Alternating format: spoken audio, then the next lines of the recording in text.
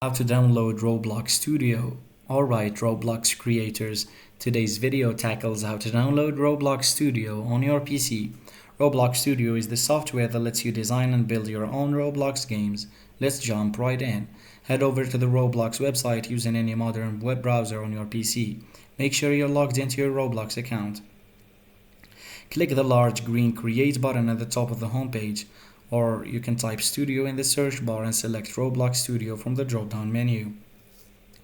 Whichever method you choose, you'll be directed to a page about Roblox Studio, and there you'll find a button to download the installer. Click on the button that says Download Studio. A pop-up dialog might appear, and click Download Studio again to confirm. Once downloaded, locate the Roblox Studio installer on your PC. Double-click the installer file, which is named robloxstudio.exe, to begin the installation process. That's it. Roblox Studio is now installed on your PC and time to start building your dream Roblox experience. Thanks for watching. Don't forget to like and subscribe for more Roblox Studio tutorials and tips.